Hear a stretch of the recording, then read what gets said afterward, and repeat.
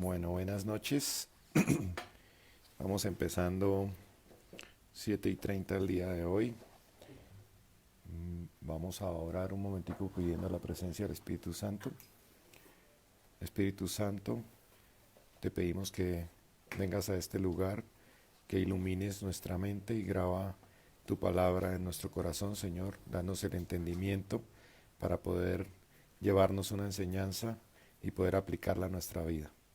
Amén. Bueno, les cuento que hoy traigo una historia. Buenos días a todos, los veo conectados, ya empiezan a conectarse. Hoy les traigo una historia de Jesús y Zaqueo. Está en Lucas 19, del 1 al 10. Hemos estado estudiando Lucas porque pues está en mi devocional, entonces Dios me ha como hablado mucho sobre Lucas. Está en, como les decía, en el capítulo 19 del versículo 1 al 10, lo voy a leer. Es cuando Jesús está entrando a Jericó antes de ir a Jerusalén. Entonces dice, Jesús entró en Jericó y comenzó a cruzar la ciudad. Mientras caminaba un hombre rico llamado Zaqueo, que era jefe de los cobradores de impuestos, trataba de ver quién era Jesús, pero por causa de la multitud no podía hacerlo, pues era de baja estatura. Pero rápidamente se adelantó y para verlo se trepó en un árbol, pues Jesús iba a pasar por allí. Cuando Jesús llegó a ese lugar, levantó la vista y le dijo, Zaqueo, apúrate y baja de allí, porque hoy tengo que pasar la noche en tu casa. Zaqueo bajó de prisa y con mucho gusto recibió a Jesús. Todos al ver esto murmuraban, pues decían que Jesús había entrado en la casa de un pecador. Pero Zaqueo se puso de pie y le dijo al Señor, Señor, voy a dar ahora mismo la mitad de mis bienes a los pobres, y si en algo he defraudado a alguien, le devolveré 4 veces más lo defraudado. Jesús le dijo, hoy ha llegado la salvación a esta casa, pues este hombre también es hijo de Abraham, porque el Hijo del Hombre vino a buscar y a salvar lo que se había perdido. Bueno, entonces mire, lo primero que veía yo es que eh, se describe ahí en la Biblia a Zaqueo como un hombre alejado de Dios, un hombre rico y cobrador de impuestos. Recuerden que los cobradores de impuestos eran judíos que trabajaban cobrando impuestos a su propio pueblo. Entonces por eso eran un poco despreciados, porque eran como traidores a su propia patria y cobraban los impuestos para los romanos. Entonces, él dice que trataba de ver quién era Jesús. Él intentaba, él intentaba por sus propios experiencias, por sus propios ojos, conocer de Jesús. Seguramente él había oído hablar de Jesús y por eso estaba como pendiente de la llegada de Jesús, pero él deseaba tener un conocimiento personal. Esa es la primera actitud que yo veo, que él quería tener un conocimiento personal. Alguien le había hablado de Jesús y él necesitaba o quería tener un encuentro personal con Jesús y saber específicamente por él mismo. Entonces yo me preguntaba ahí y no depender, digamos que aquí es importante no depender de la experiencia de otros, y es lo que yo siempre les he dicho. Cuando uno busca, y esto es muy importante, buscar fervientemente a Jesús para tener una experiencia sobrenatural con Él. Porque cuando uno tiene una experiencia sobrenatural con Él y lo empieza a conocer ya personalmente, tú te cimentas sobre la roca. Porque ya en ese momento tu percepción de las cosas cambia. Es muy importante que busquemos una experiencia con Jesús. Entonces yo me preguntaba, bueno, ¿y quién es Jesús para mí? Porque pues que ellas veía también un video de un primo que está haciendo videos y él decía, ¿quién es Jesús? Pues entonces hoy en día todos conocemos quién es Jesús, pero algunos pensarán, bueno, fue un profeta o fue alguien que vino hace 2000 años y que hizo un pocotón de milagros, pero ya nosotros estudiamos hace como 3 semanas atrás el tema de la revelación de la cruz y entendimos un poco la importancia de por qué vino Jesús, ¿verdad? Pero entonces yo decía, ¿quién es Jesús para mí? Miremos Mateo 16, del 15 al 16, dice, Él les preguntó, ¿y ustedes quién dice que soy yo? Simón Pedro respondió, tú eres el Cristo, el Hijo del Dios viviente. El Cristo es el Mesías prometido. Es el Cristo, por eso al final terminamos diciendo Jesucristo, el Cristo es el Mesías que se había prometido en las Escrituras. Entonces, cuando se dice tú eres el Cristo, tú eres el que se había prometido. Y entonces tenemos que entender un poco eso. Entonces lo segundo que me pregunto es, ¿qué tanto conozco a Jesús? ¿Conozco de Jesús o lo conozco a Él? Porque hay una diferencia entre conocer de Jesús, que es lo que nos pasa a muchos cuando estamos alejados. Sabemos quién es Él, pero no lo conocemos a Él, ¿verdad? Y lo tercero es, ¿cuántas personas a mi alrededor conocen a Jesús? Les he hablado de Jesús y mire, siempre que puedo, traigo para que recordemos esta, que es la comisión que Jesús nos dejó antes de ascender al cielo. Está en Mateo 28, 19 al 20. Dice, por tanto, vayan y hagan discípulos en todas las naciones y bautícenlos en el nombre del Padre, del Hijo y del Espíritu Santo. Enséñeles a cumplir todas las palabras que les he mandado, y yo estaré con ustedes todos los días hasta el fin del mundo. Amén. Entonces, esta es la gran comisión que se nos dio a todos. Por eso preguntaba antes cuántas personas a mi alrededor conocen de Jesús, porque estoy seguro que hay personas que no conocen a Jesús y esta es nuestra tarea. Abrirles, hablarles, traerlos a la célula, invitarlos a la iglesia, que cada vez hayan más personas que vayan conociendo de Jesús. Y mire, les quería contar quién es Jesús en la Biblia. Y estuve leyendo, el libro que estoy leyendo ahorita, me causaba, porque muchas veces no entendemos lo importante de la Biblia. Y lo hemos hablado acá, que la Biblia, que debemos leer la Biblia, pero ¿por qué? ¿Porque realmente es un libro de Dios o no? Entonces, mire, leamos esta parte. Porque al final también estamos acostumbrados a que nos dieron la Biblia y es un libro, pero realmente no es un libro. La Biblia está compuesta por 66 libros. Y aunque hoy en día los leemos como un único documento, nos los entregan en un solo libro, no olvidemos que fue escrito en varios idiomas durante un periodo aproximado de 1500 años.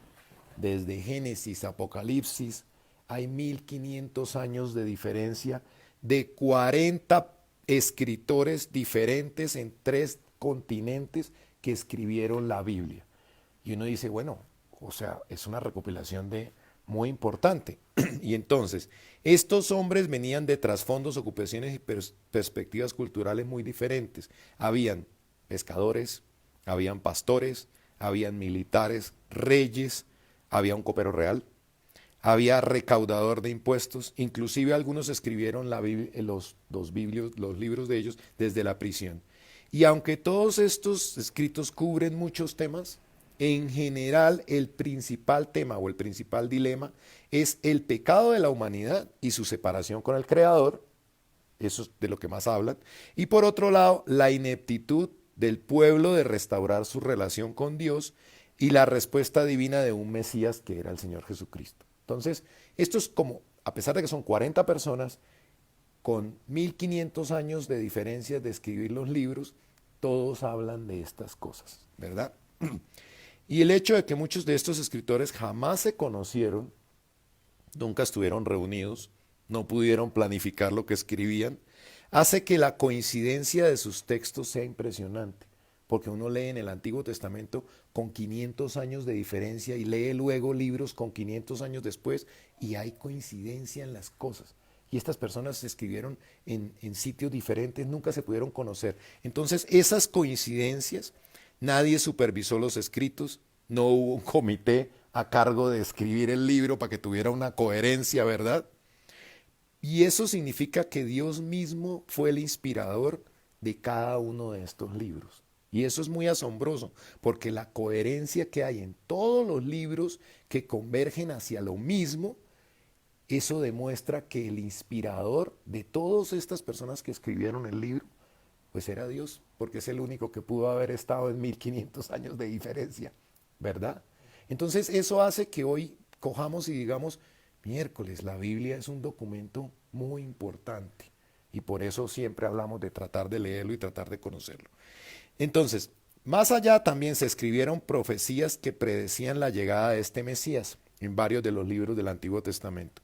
Durante cientos de años, incluso mil años antes del nacimiento de Jesús, habían profecías de que iban a ser el Mesías. La mayoría de los estudiosos están de acuerdo en decir que existen más de 300 profecías sobre Jesús.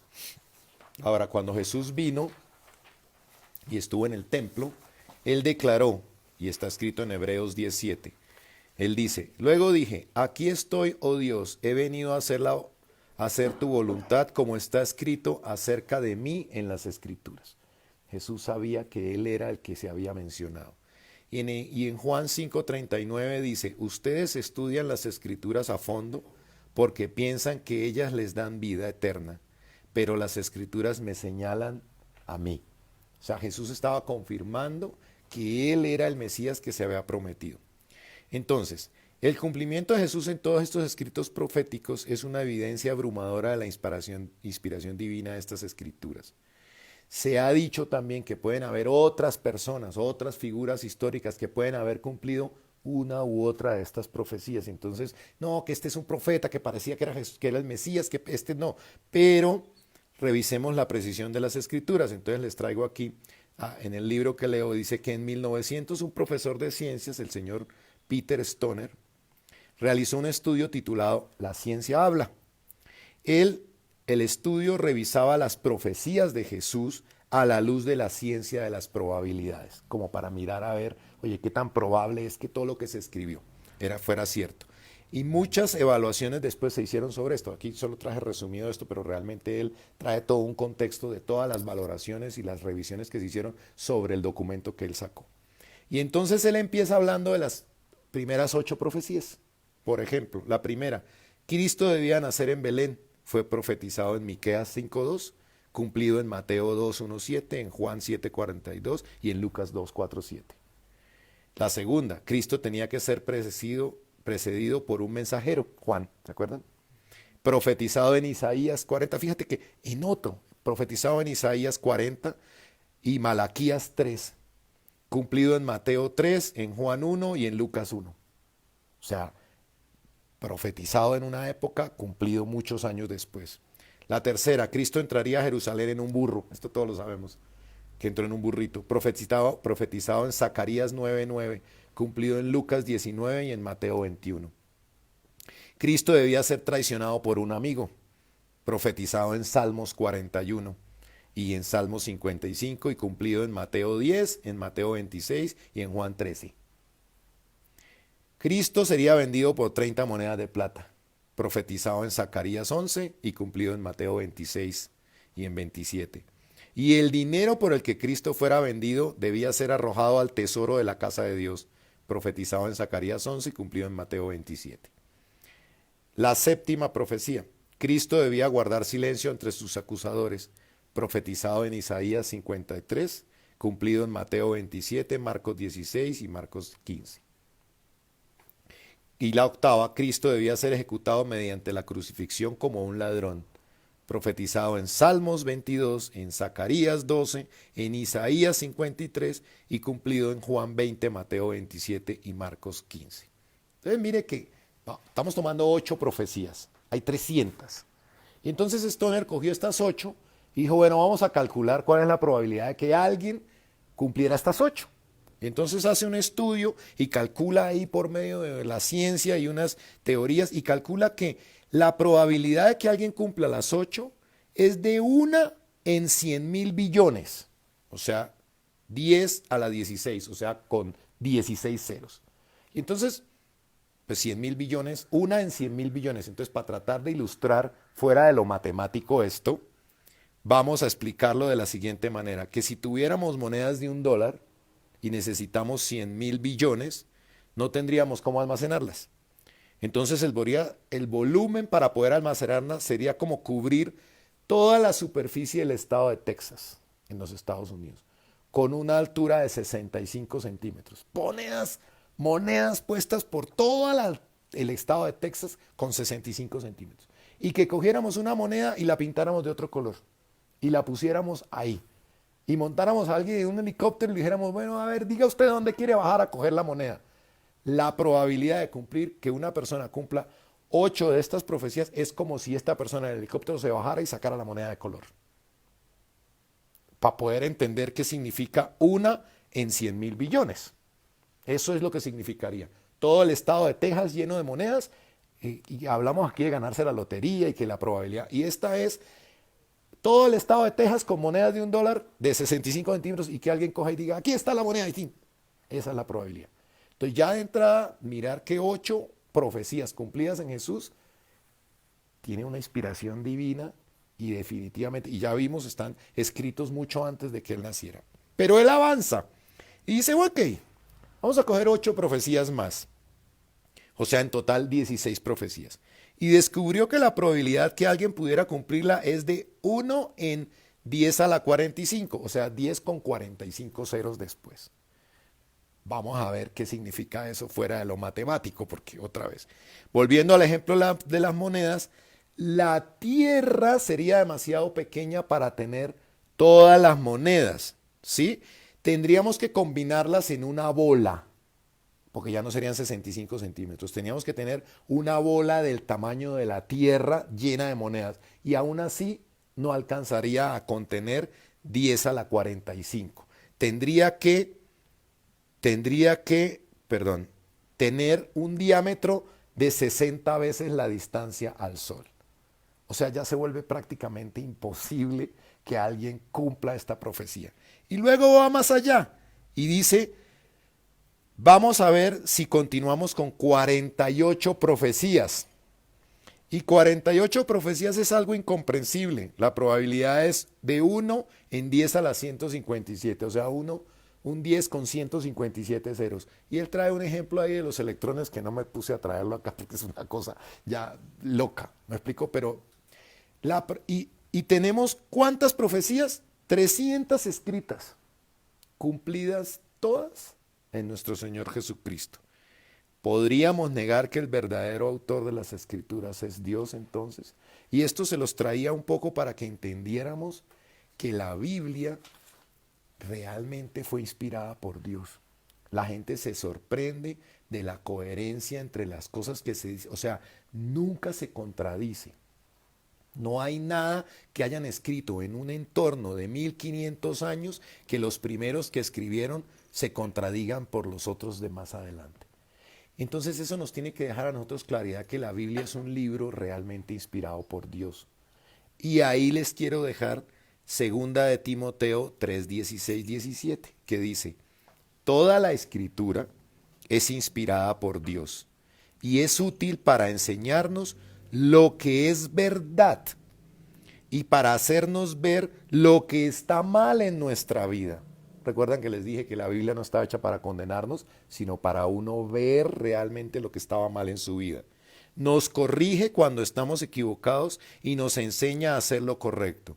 Dios la usa para preparar y capacitar a su pueblo para que haga toda buena obra. Entonces, mire,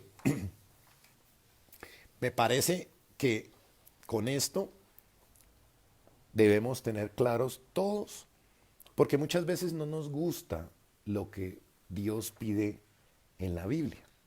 Entonces, hemos hablado del perdón y hemos hablado, y fíjense la sabiduría y todas las palabras que hemos estudiado se aplican todavía después de 2000 años. La parábola del sembrador, y vimos cómo aplica nuestra vida, qué tierra soy, que no sé qué, es cierto. Y entonces hay mucha sabiduría, y como hay mucha sabiduría debemos estudiarla. Y eso es lo que pues venimos haciendo. Ok, entonces volvamos a la historia de Zaqueo. Entonces miremos que el versículo 3 dice, trataba de ver quién era Jesús, pero por causa de la multitud no podía hacerlo, pues era de baja estatura. Entonces fíjate que él, un hombre rico, pecador, como todos nosotros, ¿verdad? No podía verlo y dice que la multitud le impedía. Y mire, esto es una muestra de que hoy en día, claramente, cuando intentamos buscar de Jesús y conocer más de Él, siempre hay impedimentos, siempre hay impedimentos. Dice que a causa de la multitud, y la multitud es nuestra vida.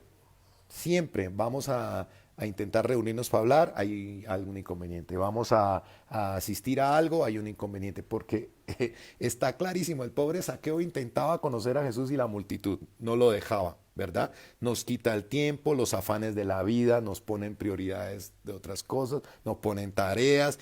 Entonces, que nos pase eso quiere decir que estamos como Zaqueo. A mí me da risa cuando yo veo que hoy en día, después de 2000 años de que esto fue escrito, todavía sucede lo mismo.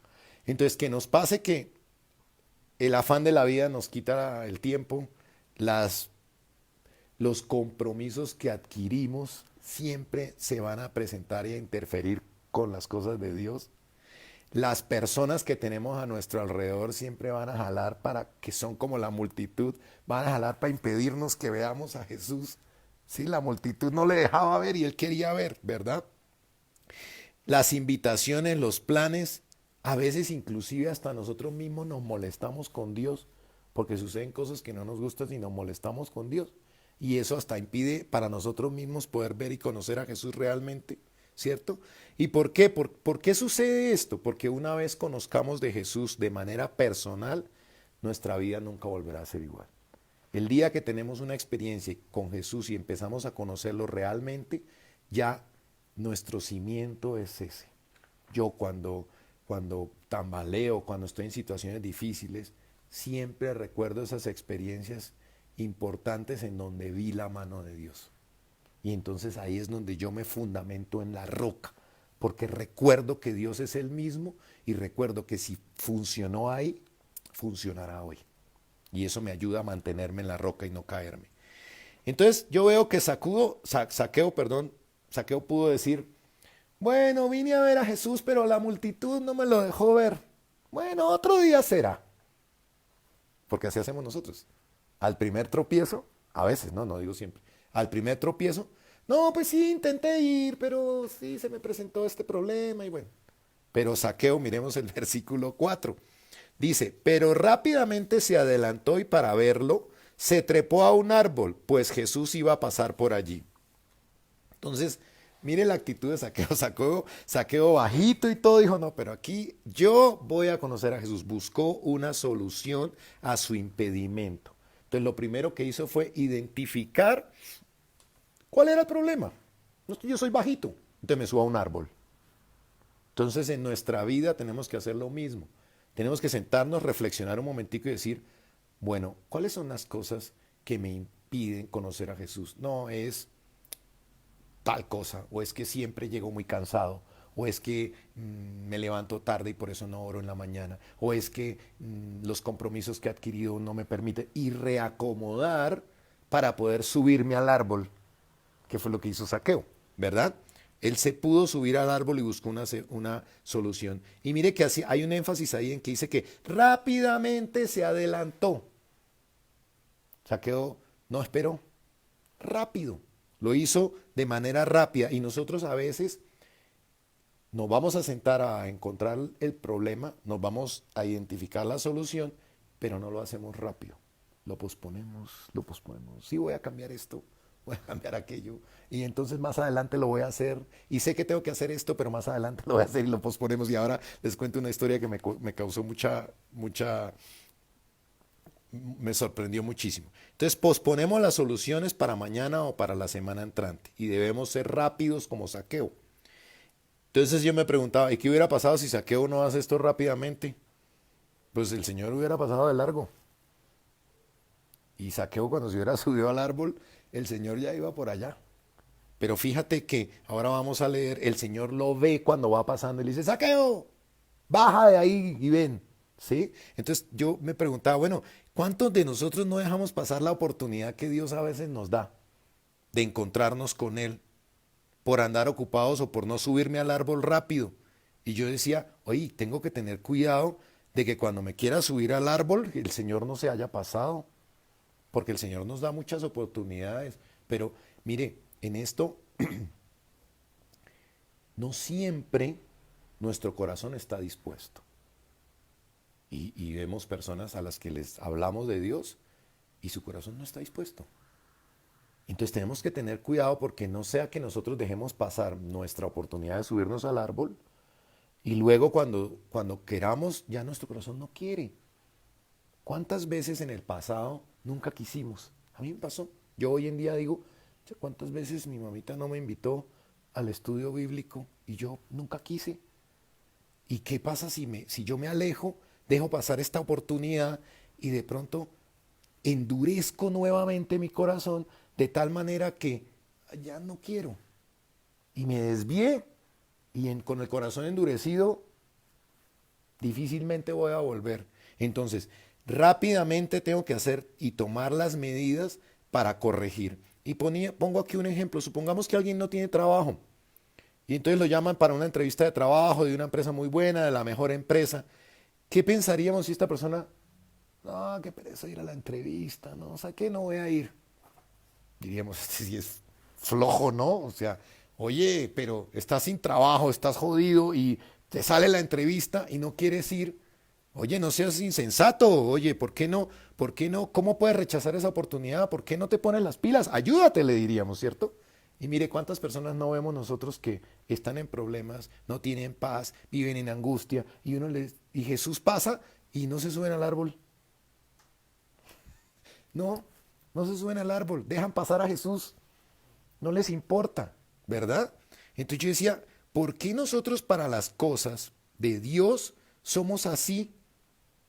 Porque no lo vemos como una oportunidad, porque lo vemos como una obligación.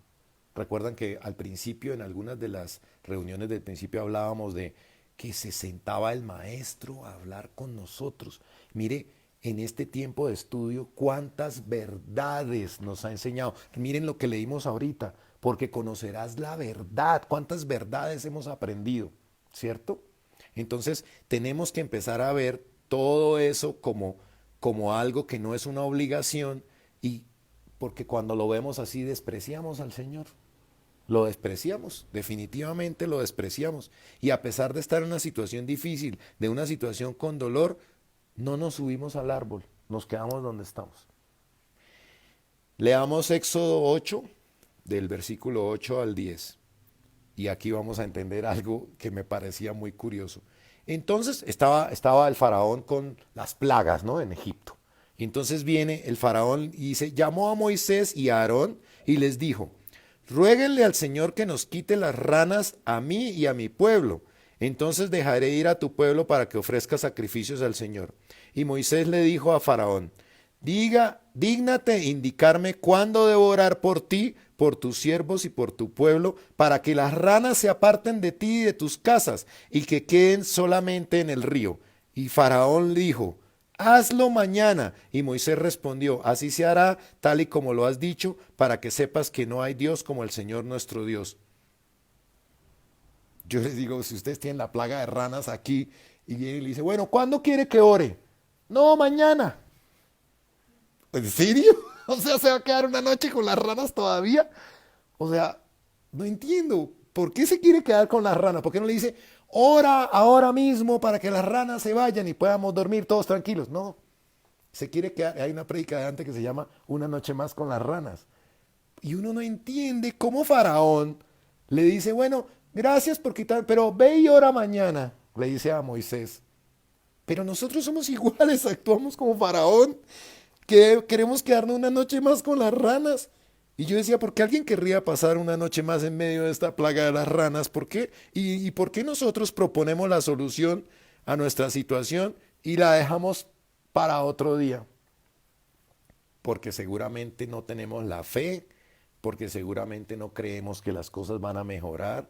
Pero si alguien está en angustia, oye, mira, acércate a Dios, ¿qué tal? Sí, sí, voy a ir. La semana entrante voy a ir. O sea, me quiero dormir con las ranas todavía.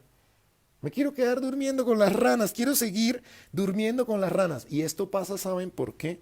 Porque nosotros somos muy independientes. Porque sabemos que cuando nos acercamos a Dios, tenemos que rendir nuestra vida a Dios. Y por eso no nos gusta.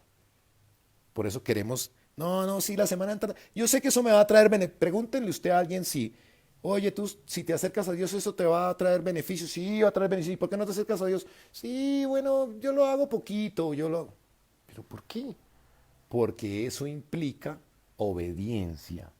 Y no nos gusta ser obedientes. Porque eso implica entregarle y rendirnos a las cosas de Dios, ponerlo por encima de las otras cosas. Y resulta que nosotros queremos seguir haciendo las cosas a nuestra manera. Queremos hacer nuestra voluntad por encima de la de Dios. Y entonces revisemos un poquito ahí qué dice la palabra sobre la voluntad de Dios. Porque si la voluntad de Dios es lo que debemos hacer, ¿es buena o mala? Y Romanos 12:2 dice, y no adopten las costumbres de este mundo, sino que transfórmense por medio de la renovación de su mente, para que comprueben cuál es la voluntad de Dios, lo que es bueno, agradable y perfecto. Entonces, mire, yo entendía que las cosas de Dios son buenas, agradables y perfectas. ¿Y nos cuesta trabajo? Sí, nos cuesta trabajo porque seguimos decidiendo con nuestro propio criterio qué es lo que está bien para mi vida y qué es lo que está mal para mi vida. Y se acuerdan que hablamos que eso fue lo que fue comer del árbol del bien y del mal, la manzana de Adán y Eva. Eso es lo que significa que yo como del árbol del bien y del mal, que yo sigo decidiendo qué es lo que considero yo bueno para mi vida y malo para mi vida. Y entonces lo que yo considero bueno, lo sigo haciendo, y lo que yo considero malo, ahí sí lo desecho. Pero no hago lo que Dios me enseña, sino que me volví independiente de Dios. ¿Ok? Y ponía el siguiente ejemplo. Digo, bueno, nosotros como padres o algunos como hermanos mayores, de pronto en algún momento como padres tenemos la oportunidad de enseñarle a nuestros hijos de algo. Mira, queremos darles un consejo, queremos darles algo muy importante para la vida porque definitivamente lo que siempre decimos, los años no vienen en vano. Uno mira lo que uno era cuando era joven y parecía de verdad, como dicen los abuelos, un caballo desbocado. Pues eso salía así. A medida que uno adquiere experiencia, empieza a entender por qué cometió los errores. Entonces imagínense que uno quiere decirle a su hijo, oye, mira, te voy a enseñar estas cosas que son importantes para que no cometas estos errores. Pero su hijo está tan ocupado en la parranda, tomando con los amigos, viendo Netflix, videos, ocupados por cosas que ellos consideran importantes y que nosotros de pronto decimos, oye, pero es más importante sentarte conmigo a escucharme que hacer todas esas cosas. Y aquí no estoy hablando de que ver Netflix es malo y ver las series es malo, no, no. Y eso es pecado, entonces ahora no lo hagamos porque... No, no, no, no estoy hablando de eso. Estoy hablando de ordenar mis prioridades y mirar en dónde recibo consejo, ¿verdad? Siempre lo he mencionado en los ejemplos que hemos hablado. Si yo quiero aprender inglés, bueno, quiero aprender inglés porque sé que aprender inglés me va a abrir puertas y quiero aprender inglés porque eso va a traer una mejora profesional para mi vida y ta, ta, ta. Y voy 1 hora a la semana a clase. Pues voy a terminar aprendiendo inglés cuando tenga 70 años. Y entonces, ¿qué pasó? Me subí al árbol 70 años después. Y Jesús, ya pasó. No digo que no sea bueno aprender inglés a los 70, siempre es bueno aprender algo, pero si mi interés era aprenderlo para mejorar mi futuro profesional y lo aprendo 1 hora a la semana y me demoro 70 años, pues cuando lo aprenda ya se me pasó el tiempo para lo que yo lo quería, ¿verdad? Entonces, no conocer la palabra de Dios, mire, hay tanta sabiduría y no conocer la palabra de Dios, se nos pasan los años. Yo ahora cada vez que leo y entiendo tanta sabiduría que hay en la palabra de Dios, digo, Dios mío, ¿qué horas la voy a leer otra vez toda para poder aprender? Y saben que esta es la tercera vez que la estoy leyendo y cada vez se me revelan cosas nuevas que no son reveladas en la primera lectura. Pasa, ¿cierto? O sea, uno la lee y la lees después de 3 años y a los 3 años el mismo versículo te revela cosas nuevas. Y yo digo, Dios mío, tengo 50 y necesito leer esto mucho más seguido, porque necesito aprender todas esas verdades. Recuerdan que hablamos hace, no sé si fue la semana pasada, del ejemplo de que la Biblia es como un mapa que tengo para que me dice dónde están las minas, dónde están las arenas movedizas y dónde están las bendiciones para yo atravesar un campo minado. Y yo digo, necesito conocer la Biblia porque cada día que la leo aprendo unas verdades que son importantes para mi bienestar. Por eso es importante leerla, pero bueno, por eso estamos aquí en la célula, ¿no? Porque estamos estudiando la palabra de Dios y aprendiendo. Ok, miremos el versículo 5.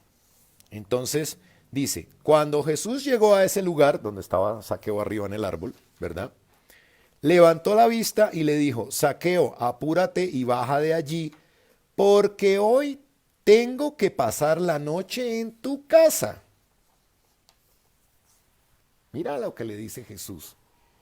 O sea, Zaqueo, pecador y todo, y le dice, hoy tengo que pasar la noche en tu casa. ¿Qué creen que quería Jesús? Bendecirlo, ¿verdad? O sea, ahí Jesús está siendo claro de, o sea, Zaqueo hizo algo, se subió al árbol y eso trajo que Jesús lo viera y le dijera, voy a ir a tu casa, ¿verdad? Y luego miremos el versículo 6. Dice, Zaqueo bajó de prisa y con mucho gusto recibió a Jesús. ¿Cómo dice la palabra que lo recibió? Aburrido, con pereza.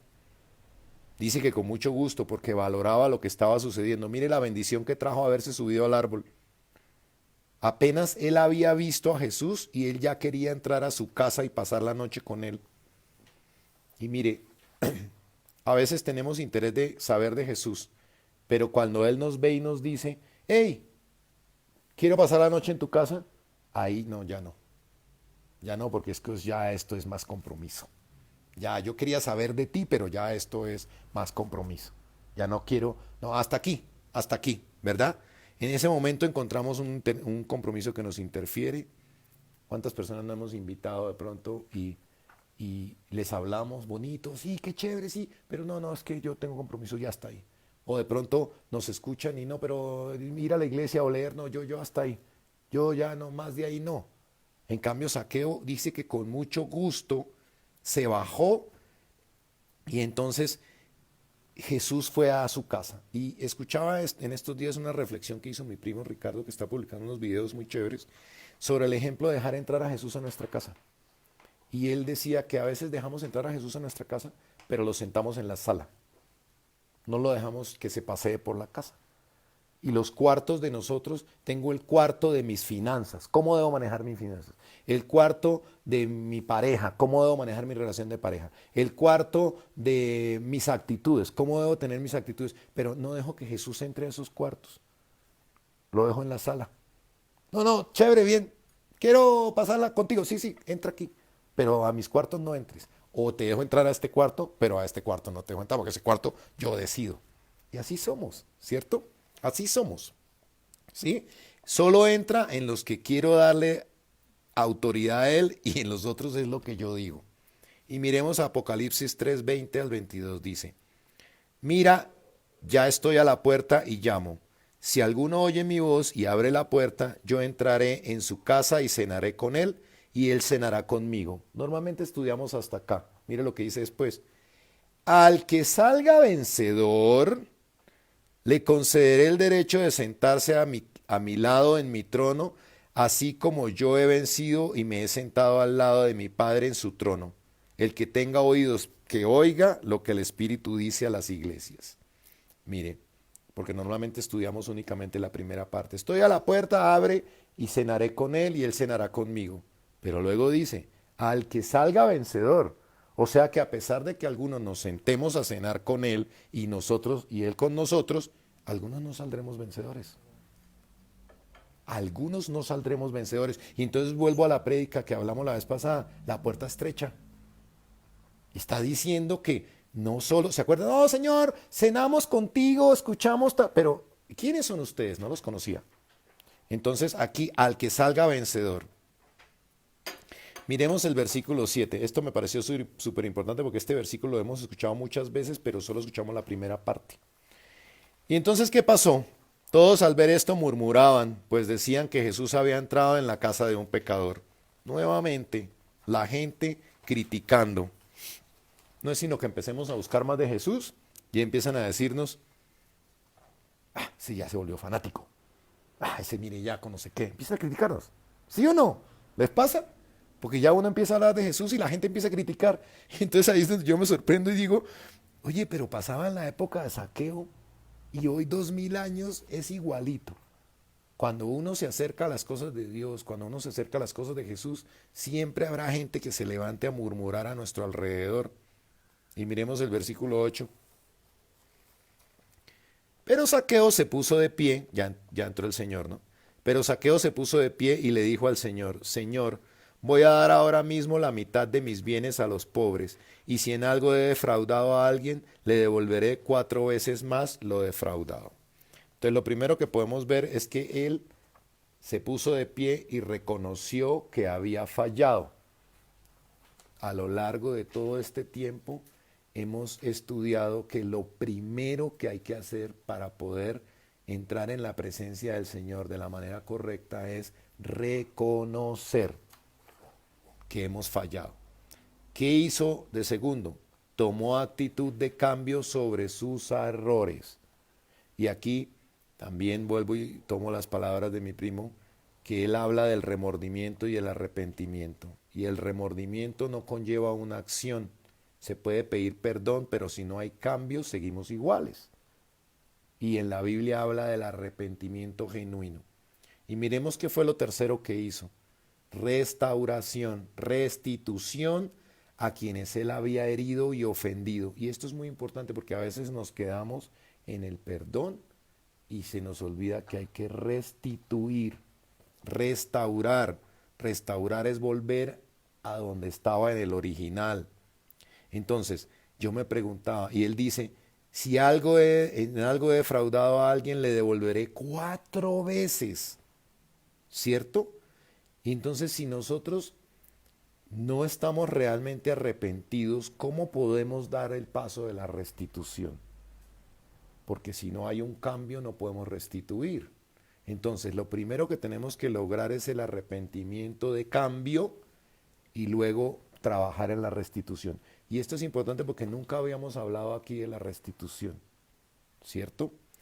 Dios promete restaurar lo que hemos perdido. Nosotros hemos restaurado a quienes hemos ofendido. Job 42:10, ¿se acuerdan que Job le vinieron un montón de problemas y tal? Y miremos cómo fue la restauración de Dios.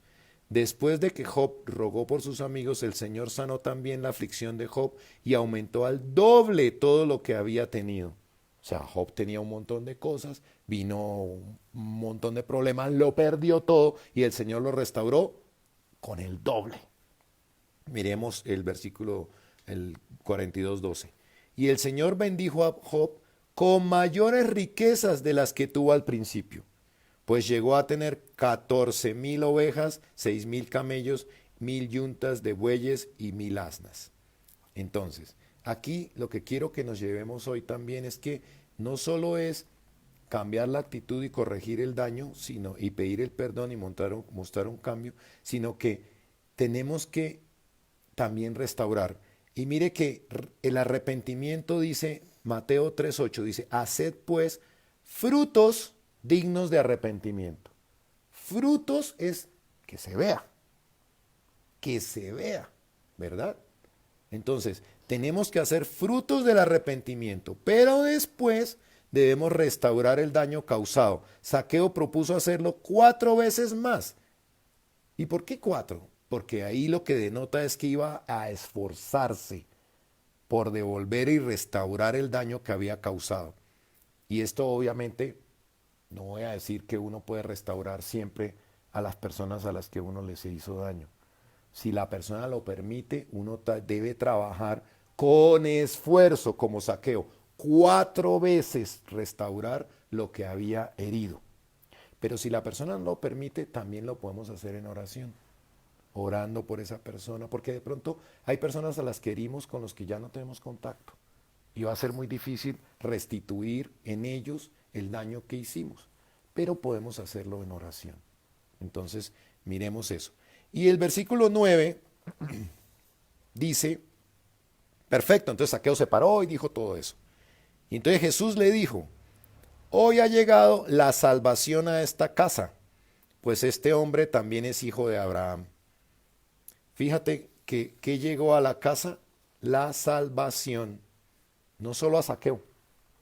Zaqueo se paró y reconoció, pero la salvación llegó a toda su casa.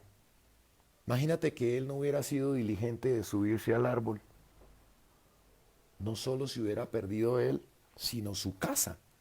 Si él hubiera dejado pasar esta oportunidad, no solamente habría afectado su vida, sino la vida de su familia, ¿verdad? ¿Cuántos de nosotros queremos que nuestra familia también sea salva? Porque nosotros estamos conociendo del Señor, estamos entrando en todo este proceso de la salvación, pero ¿cuántos no queremos que nuestra familia también sea salva? Que también encuentren al Señor Jesucristo. Y mire, de la decisión de Zaqueo dependió el futuro de su familia. Y de la decisión nuestra depende el futuro de nuestras generaciones. Leamos Hechos 16:31. Ellos dijeron, cree en el Señor Jesucristo y serás salvo tú y tu casa.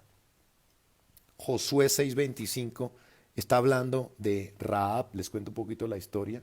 Habían ido ellos a mirar para tomar la conquista de la ciudad y Rahab era una prostituta que les había permitido alojarse a ellos y los escondió mientras que pudieron analizar cómo iba a ser la invasión para tomar la tierra prometida, ¿verdad?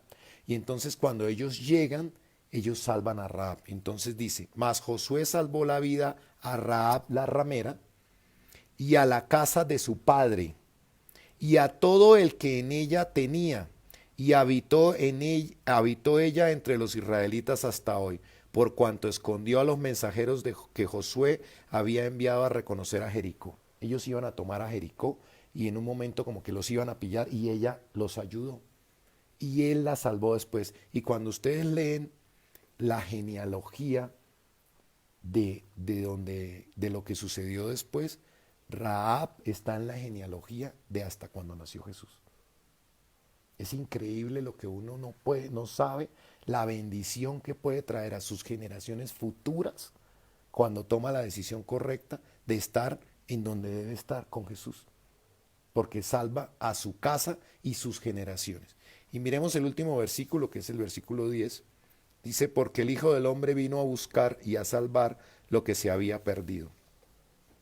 Entonces, ¿por qué Jesús se acerca a nosotros? ¿Por qué encontramos oportunidades en donde nos invitan a una célula? Porque estamos perdidos. Porque claramente estamos perdidos. Yo no me imagino mi vida, cómo sería hoy, si no me hubiera tomado la decisión como Zaqueo de acercarme a Dios. No me imagino dónde estaría. No me imagino dónde estaría.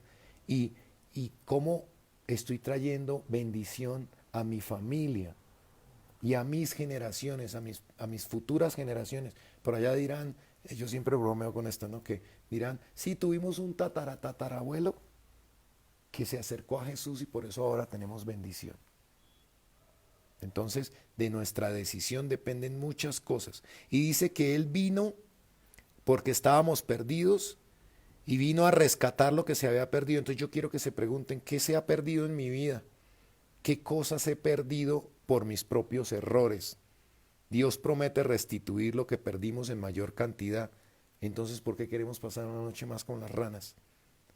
¿Sí? Y subirse al árbol, entendía yo que para unos, porque para cada uno es diferente, para unos subirse al árbol será empezar a leer la Biblia para poder tener esa experiencia personal con Jesús. Para otros será empezar a congregarse realmente en una iglesia donde sean guiados. Para otros será orar en las mañanas y así se relacionarse íntimamente con el Señor.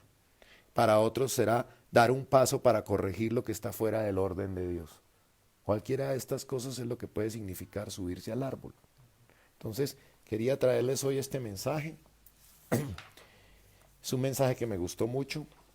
Ya nos llevamos hoy que la Biblia es un documento sagrado realmente, de mucha sabiduría. Tenemos que trabajar en leerlo. Y tenemos que trabajar en mantener siempre la actitud de Zaqueo. Entonces, voy a parar ahí. Llevamos 50 minutos. Muchas gracias a todos por habernos acompañado hoy. Dios los bendiga. Nos vemos en 8 días.